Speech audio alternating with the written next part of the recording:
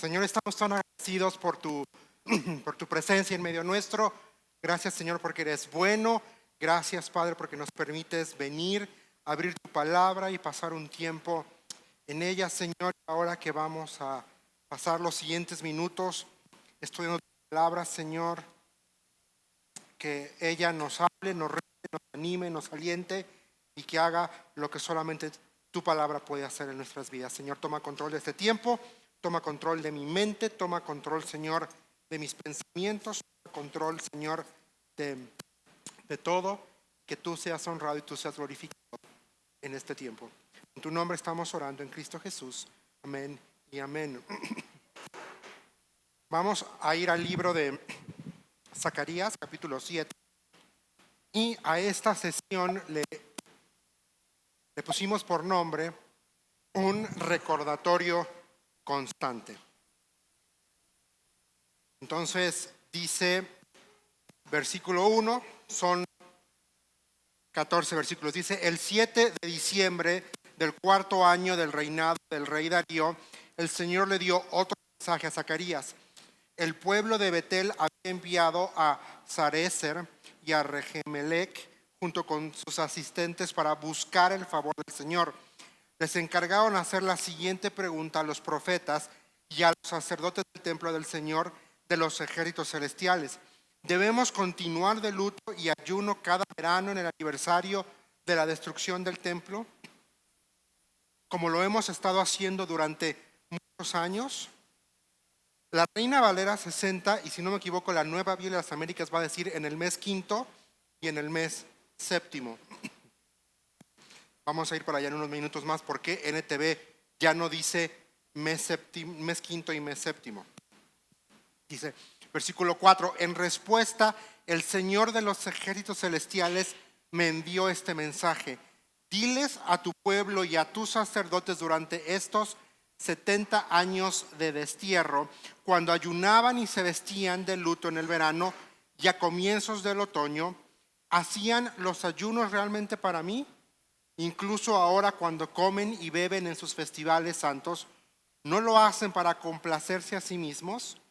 ¿No es este el mismo mensaje del Señor que los profetas proclamaron en años anteriores, cuando Jerusalén y los pueblos de Judá estaban llenos de gente y el Negev y las colinas de Judá estaban bien poblados? Luego Zacarías recibió este mensaje del Señor. El Señor de los ejércitos celestiales dice: juzguen con imparcialidad y muestren compasión y bondad el uno por el otro. No opriman a las viudas, ni a los huérfanos, ni a los extranjeros, ni a los pobres. Tampoco tramen el mal unos contra otros. Sus antepasados se negaron a escuchar este mensaje, volvieron la espalda tercamente y se taparon los oídos como para no oír.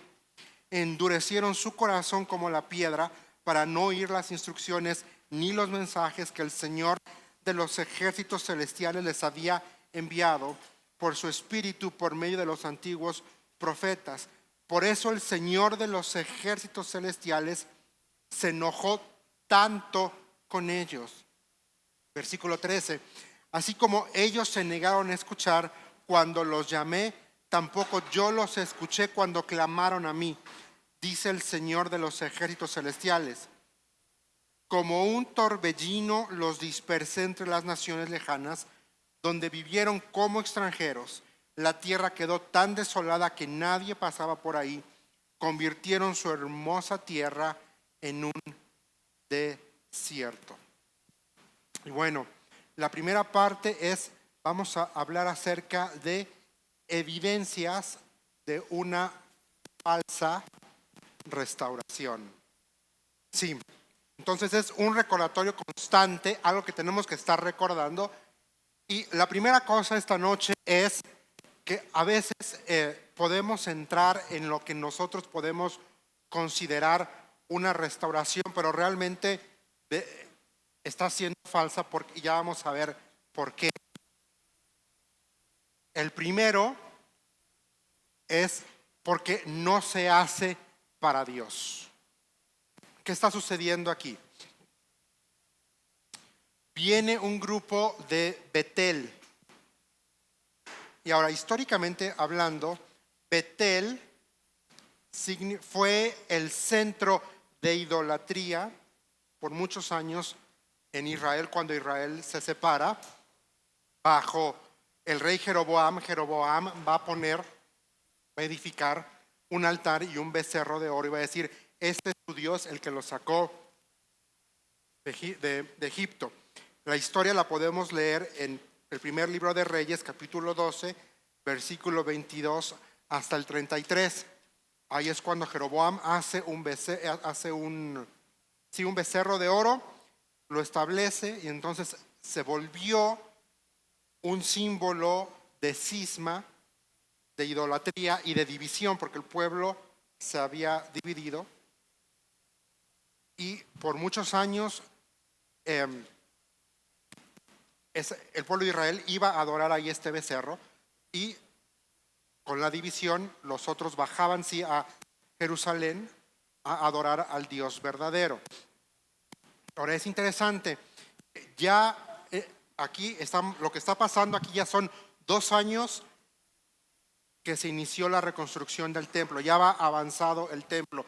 Entonces llama la atención que Betel, que había sido un lugar que significó en la historia de Israel división, había sido un centro de idolatría, ahora estaban mandando una delegación para decir en Jerusalén cómo debemos adorar.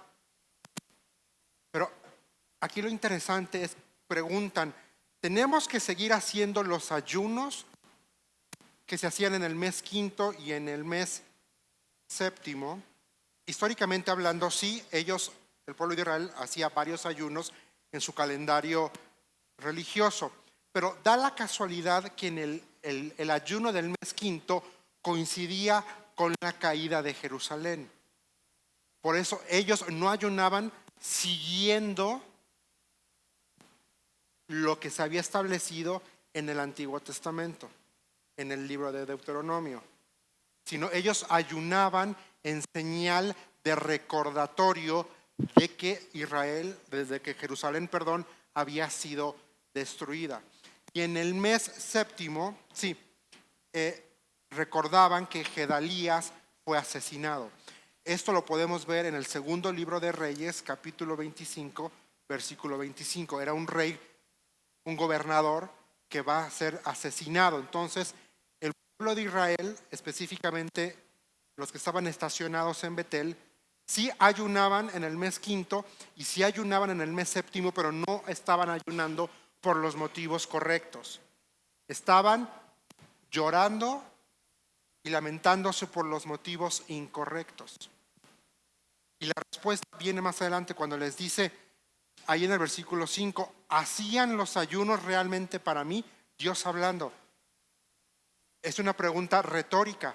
No estaban haciendo los ayunos para ellos mismos, que diga para Dios, lo estaban haciendo por mera religiosidad. Y sabes, la religiosidad no restaura, Dios restaura. La entrega y el sometimiento a Dios es lo que restaura, no la religiosidad.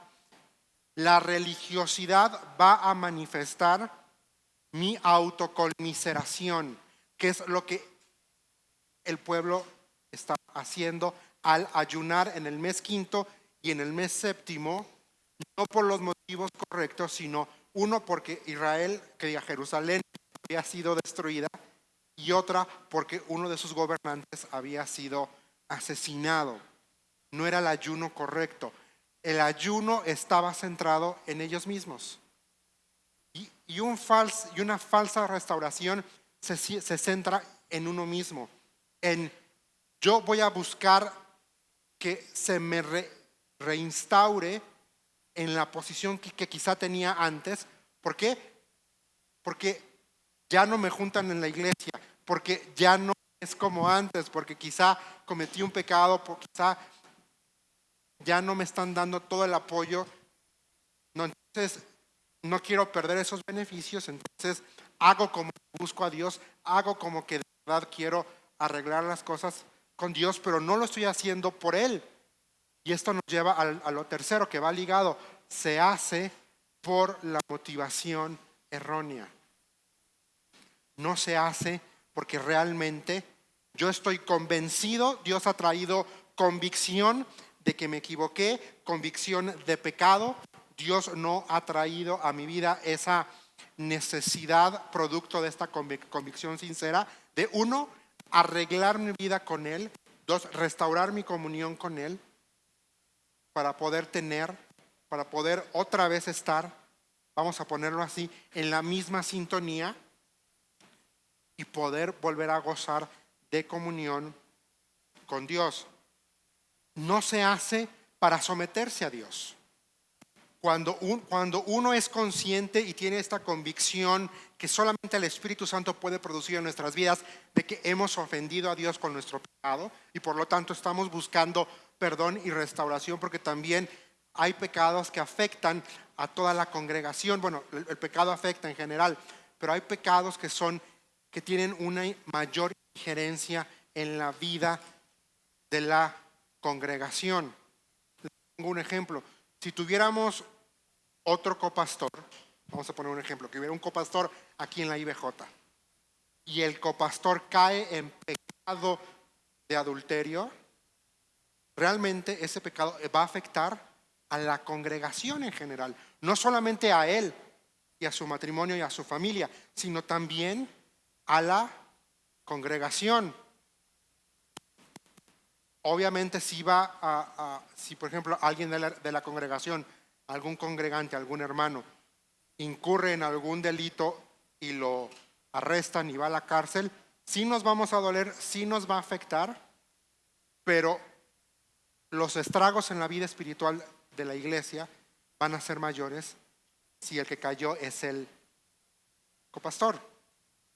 Entonces no se hace para someterse a Dios, sino para quizá no perder mi posición de copastor, vamos a ponerlo así.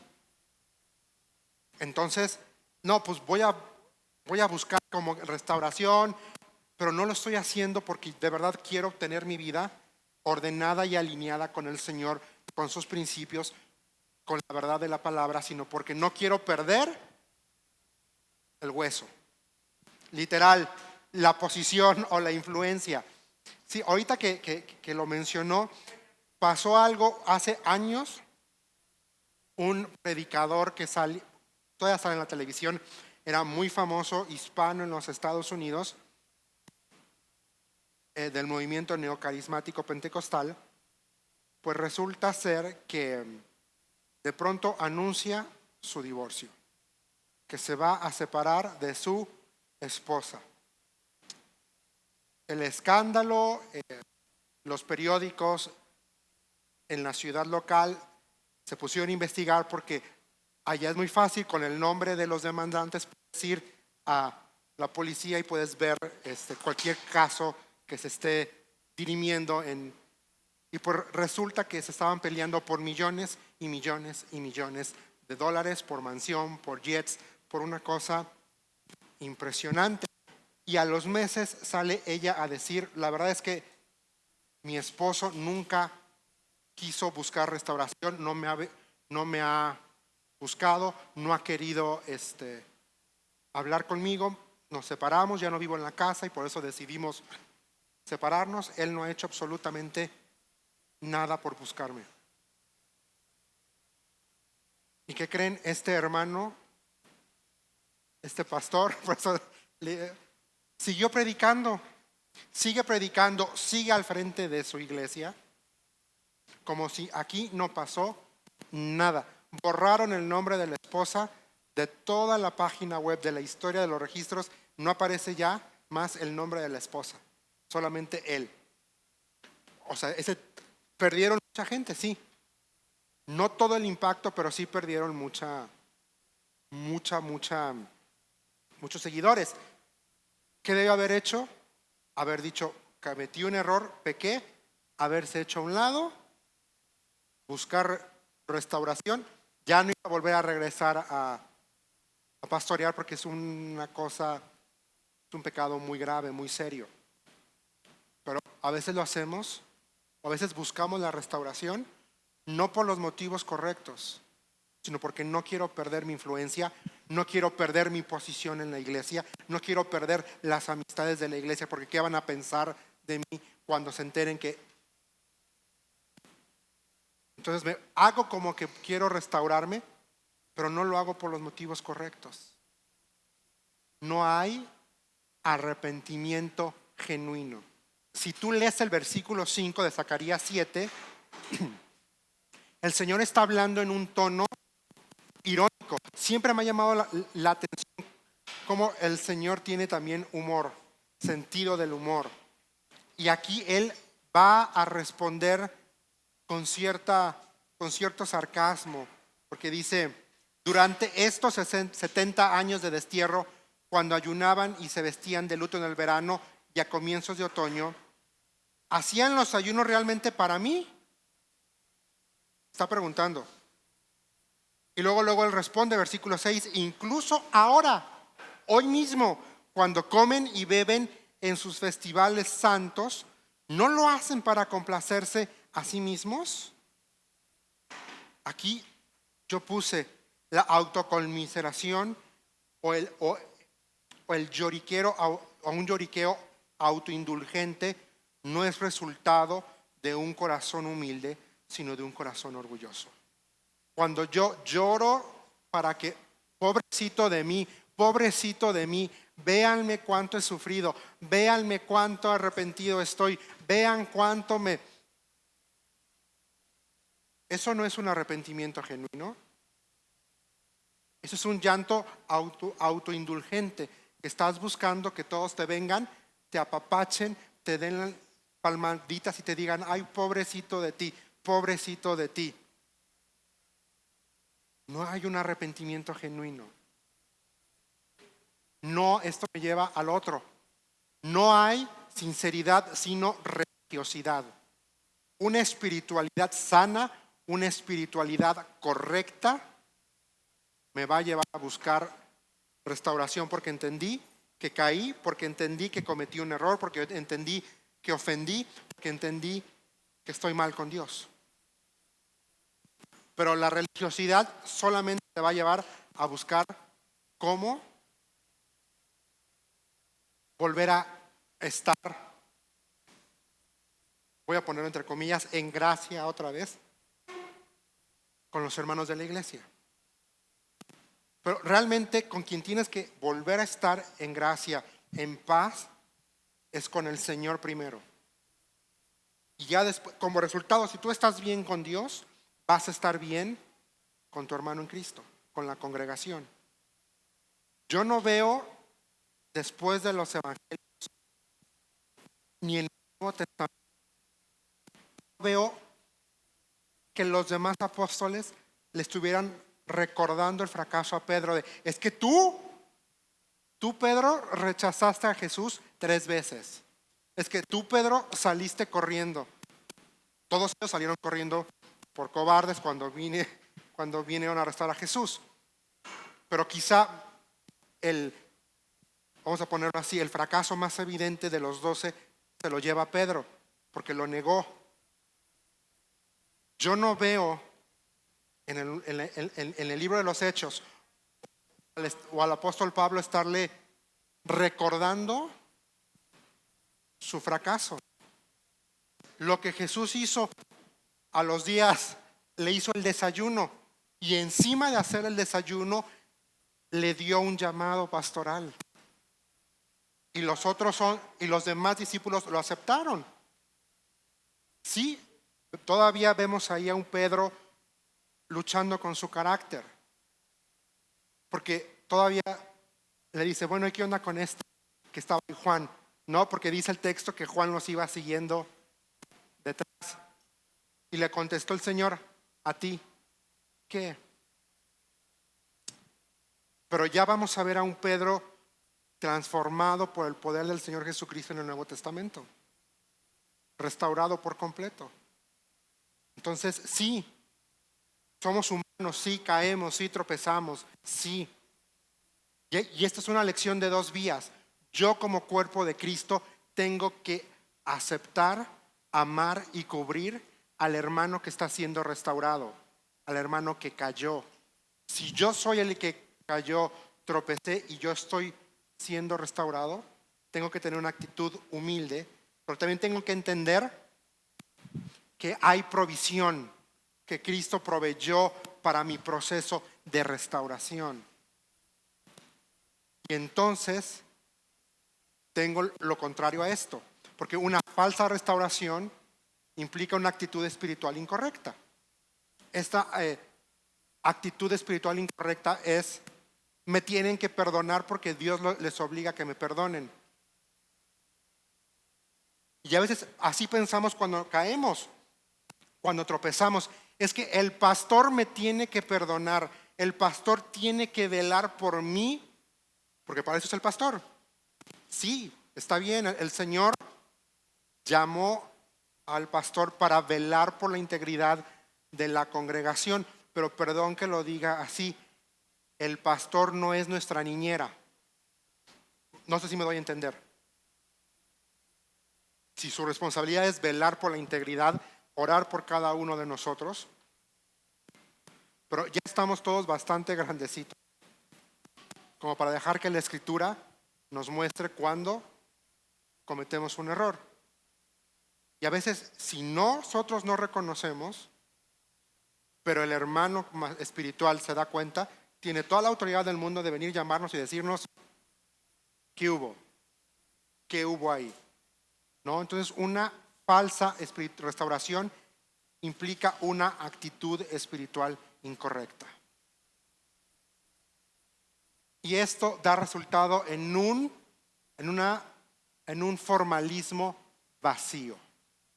¿A qué me refiero con formalismo vacío? Sí, voy a buscar restauración y sí, quizá el pastor, el líder o la persona que me está restaurando me va a decir: mira, vas a hacer esto, nos vamos a reunir una vez a la semana, vamos a ver cómo estás, vas a rendir cuentas. Y lo hago en automático nada más para quedar bien con la autoridad, porque no quiero perderme los privilegios de estar en comunión con la congregación. Y esto nos lleva, este pensamiento erróneo solamente evidencia que no hemos entendido la verdadera función del cuerpo de Cristo y vemos a la iglesia como un club social. Entonces, si yo estoy alejado o alienado, me gusta esa palabra, entonces ya no formo parte del club social. Entonces, por lo tanto, voy a buscar la forma de que me reinserten para que todos me hablen bonito. Y eso es erróneo. Eso no es una restauración correcta. Eso no es de un corazón arrepentido y eso evidencia una falsa espiritualidad. Y esa es la respuesta que el Señor les da aquí cuando les dice: incluso ahora no ayunan para mí, lo hacen para ustedes. Lo hacen para, versículo 6, complacerse a sí mismos. Y era un error que venían arrastrando, porque luego en el siguiente versículo dice: ¿no es este el mismo mensaje que del Señor, que los profetas proclamaron en años anteriores, cuando Jerusalén y los pueblos de Judá estaban llenos de gente y el Negev y las colinas de Judá estaban bien poblados? Está diciendo, a ver, cuando tenían bonanza, no hicieron caso al Señor. Y ahora que están en el destierro, tampoco están buscando al Señor por los motivos correctos. Están pensando solamente en ustedes mismos. Hay que buscar el favor del Señor por los motivos correctos. No porque quiero los beneficios del reino, sino porque quiero volver a tener comunión con el Rey. Pero a veces nos deslumbran los beneficios del reino y nos olvidamos del Rey.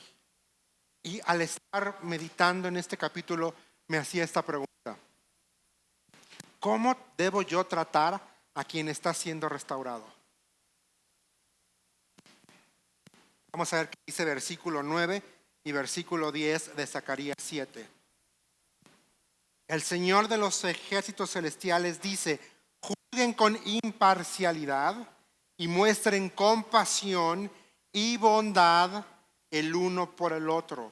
No opriman a las viudas, ni a los huérfanos, ni a los extranjeros, ni a los pobres. Tampoco tramen el mal unos contra otros. Bueno, primero, está ahí claro, siendo imparcial. Siendo imparcial. Si yo sé que Janito está en un proceso de restauración, yo tengo que tratar a Janito como trato a cualquier otro. Yo trato a Alfonso de la misma forma que trato a Janito, aunque Janito está siendo restaurado. Imparcialidad. No es decirle a Job que está bien, cuando llega a la iglesia, pásale y sentarlo, y cuando llega Janito que está siendo restaurado, perdón que te puse ejemplo, Jano, hay que encuentrar el lugar donde sea. Nuestro Señor Jesucristo fue imparcial. Trató por igual a todos. Trató por igual a los 12, como trató por igual a los leprosos, a los ciegos, a las viudas, a las mujeres de reputación dudosa. Las trató con el mismo valor. La mujer del pozo, ¿cómo la trató? Con valor y con dignidad. No faltó a la verdad, porque le dijo: bien has dicho, con tantos has estado y con el que estás ahorita no es tu marido. No la trató mal, pero tampoco apapachó su pecado. A la otra mujer que agarraron en pleno acto y la llevan a los pies. Todos sabemos la frase: el que esté libre de pecado, que lance la primera piedra. Pero ¿qué hizo él? ¿Qué hizo Jesús? Estaba dibujando en la arena. Y cuando vio que ya no había nadie, le dijo: mujer, ¿dónde están los que te acusaban? Vete más y no peques. Más bien, vete y no peques más. Tenemos que mostrar compasión. Entender que quizá la persona que está siendo restaurada quizá pasó por una cuestión social complicada y lo que menos necesita es que yo venga y le ponga limón en la herida, ¿verdad? Necesita que yo lo trate con compasión. Ojo, no estamos diciendo vamos a apapachar y vamos a hacernos de la vista gorda de su pecado. No, si ya está en un proceso de restauración es porque él ya reconoció su pecado, es porque esa persona está buscando arreglar su vida con el Señor, y yo tengo que ser compasivo con él una y otra vez, porque a lo mejor mañana yo soy el que va a necesitar restaurarme. Siendo bondadoso, es decir, buscar formas para recordarle que Dios lo ama y yo lo amo, que Él es especial, primero para el Señor, después para la congregación y también para mí. O primero para mí, después para la congregación. No reprimiendo. ¿Cómo debo tratarlo? Así. No abrumándolo, no estando, sino amándolo, apoyándolo, sosteniéndolo, empujándolo. Ya se murió, pero había un predicador que se llamaba Sy Rogers. Él vivía en Nueva Zelanda y lo interesante de Sy Rogers es que toda su vida viajó por todo el mundo hablando de integridad sexual, porque es importante. ¿Por qué? Porque este hombre estuvo a nada de un cambio de género. Ya él vivía en los Estados Unidos, vivía como mujer, estaba programado para su operación completa de reasignación sexual. Y un día él cuenta que estaba en su casa maquillándose antes de irse a trabajar y le dijo: Dios, si existes, dame una señal. Una señal, dame una señal. Y en la radio escuchó que en el estado de California se suspendían temporalmente todas las operaciones de reasignación de sexo. Y él dijo: a ver, caray. A los meses viaja a Hawái y él fue testigo en la primer boda gay que se hizo en Hawái. Se decepciona porque a los meses esta pareja de hombres que se habían casado en Hawái le escriben diciendo: Sai, hemos estado leyendo la Biblia y aunque nos amamos él y yo, hemos entendido que lo que estamos haciendo ofende al Señor, pero amamos más a Dios que a nosotros mismos, entonces hemos decidido separarnos. Y él se enojó y dijo: ahora con más razón quiero ser mujer. Y él estaba luchando y dijo: bueno, a ver, voy a ver qué es de lo que dicen mis amigos. Y fue a una iglesia, se metió en una iglesia y él dice: yo era femenino, dice, pero los hombres de esa iglesia no les dio pena. Llegaron, me abrazaron, me sentaron y me invitaron a la reunión de varones. Iban por mí, me invitaban a tomar café, hablaban conmigo, oraban conmigo. No les daba pena que los vieran públicamente conmigo. Sí, y eso hizo que yo entregara mi vida a Dios. Este hombre se casó y tuvo una hija y fue abuelo. Pero hay el poder de la iglesia, que estaba en un proceso de restauración y de reorientación sexual. ¿Se imaginan si la iglesia no hubiera sido imparcial, si la iglesia no hubiera mostrado compasión, si la iglesia no hubiera sido bondadosa, si la iglesia lo hubiera reprimido, si la iglesia no hubiera buscado la forma de hacerle el bien? Hace muchos años atrás yo estaba detrás de una muchacha. Ella ya se casó, ya vive en Estados Unidos, tiene su familia y todo. Pero esta muchacha tenía una carga por la comunidad LGBT. Y un día me dice: Chacho, ¿me acompañas al desfile del orgullo gay? Y mi primera reacción fue decir: no. Me dijo: acompáñame. Dije: bueno, déjame orar,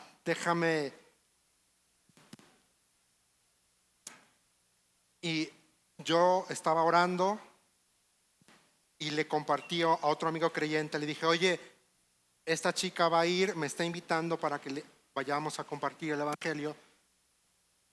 ¿No quieres venir tú también? Y él me dijo: ay, no, qué asco, ¿cómo voy a ir a estar con gente? Y en ese momento me cayó el 20. Y en ese momento me acuerdo que mi respuesta fue: ¿sabes cuál es la diferencia entre ellos y tu vecino? En que ellos tienen novio y tu vecino tiene novia, pero la necesidad de un Salvador es la misma. Voy al desfile de la comunidad gay.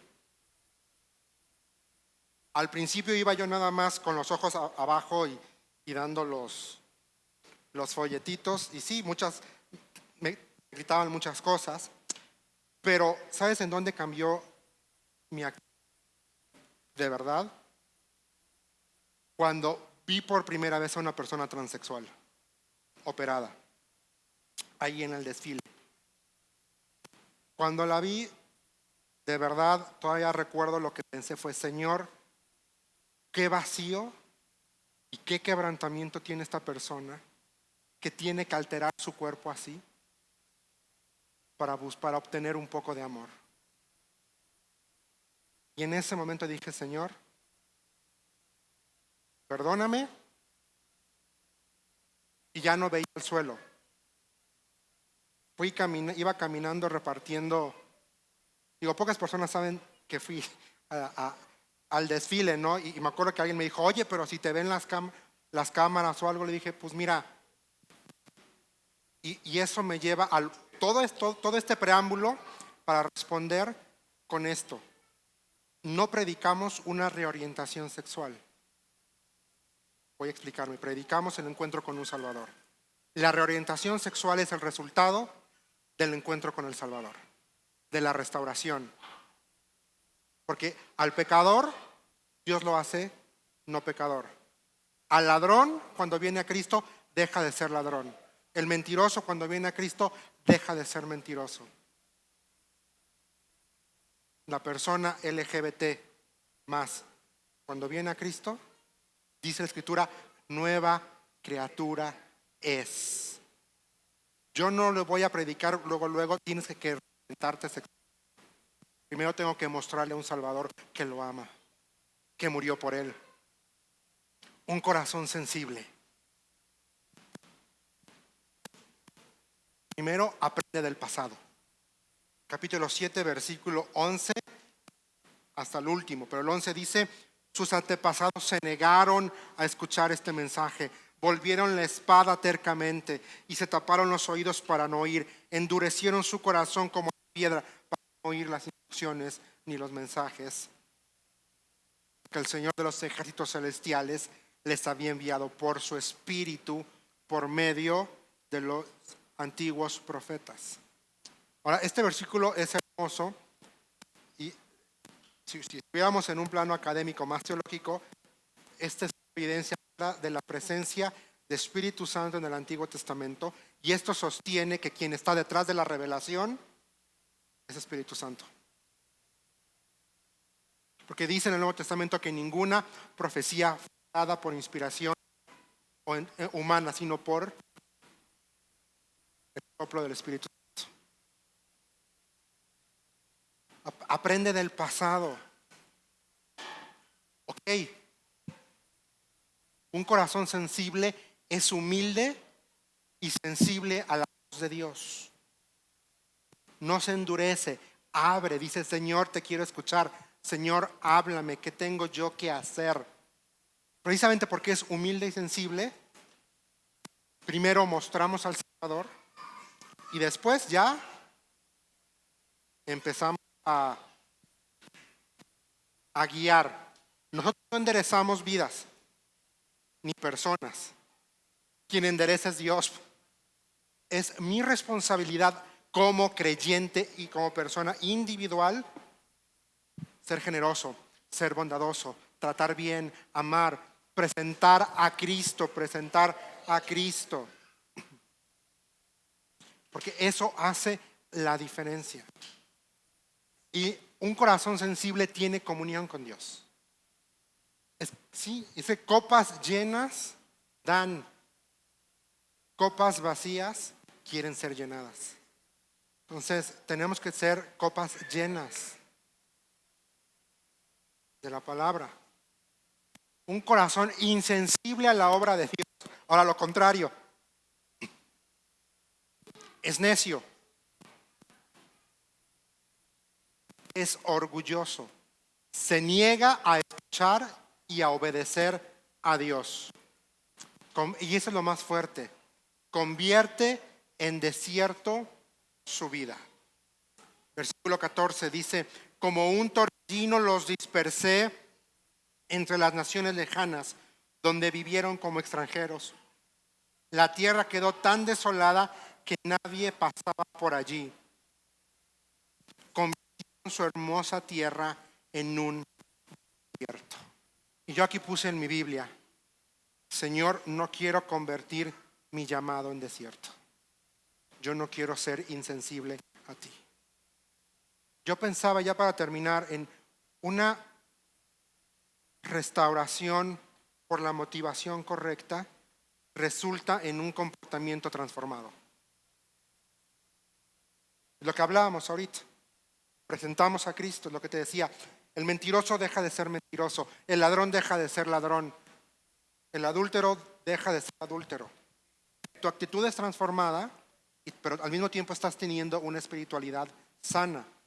Buscas a Dios constantemente y por lo tanto, como dice la Escritura, tu mente es renovada por medio de, como dice la palabra, la renovación de vuestro entendimiento.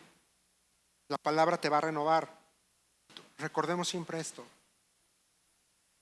Tengo que tener un corazón sensible. ¿Cómo debo tratar a la persona que está siendo restaurada? Porque el día de mañana esa persona puede ser yo, ¿no? Y a mí me daría mucho gusto que pudiéramos ser la IBJ una iglesia como la que restauró a Sy Rogers. Y si a ti en lo natural te cortaste el dedo, no lo dejas así. Vas, lo lavas, le pones del que arde, mertiolate, si amerita un curita, o si de plano el descalabro es tanto, corres al hospital a que te hagan unas puntadas. Así seamos unos con otros. Seamos así con el hermano que está así en su fe. Porque yo estuve así un tiempo. Todos empezamos en el muladar. Todos empezamos anhelando la comida de los cerdos. Y un día el Padre nos amó, dio a nuestro encuentro, ordenó que nos diera ropa, ordenó que nos dieran anillo y ordenó que nos dieran calzado nuevo. Oremos. Señor, estamos tan agradecidos por tu palabra. Gracias, Señor, porque eres tan grande que nos permites ser iglesia, Señor. Nos necesitamos unos a otros, pero sí, es cierto, pero te necesitamos más a ti. Te necesitamos en nuestras vidas, Señor, para que podamos nosotros reflejarte como corresponde, amar como corresponde, servirte como corresponde y en el proceso honrarte, Señor. Y Señor, te honramos cuando amamos a nuestro hermano como debe. Ayúdanos, Señor, a no perder el enfoque. Puestos los ojos en Cristo, el autor y el consumador de nuestra fe, Señor. Si quitamos la mirada de ti, si dejamos de verte a ti, Cristo, chao, ya fue.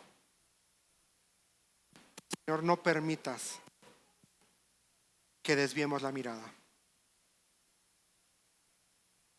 Uno, porque te amamos. Y dos, porque cuando yo te veo a ti, yo puedo bendecir al que está a mi lado. Y Señor, y si no, cuando yo no te veo a ti, no voy a bendecir al que está a mi lado, todo lo contrario. Ayúdame, Señor, a honrarte. En tu nombre estamos orando en Cristo Jesús.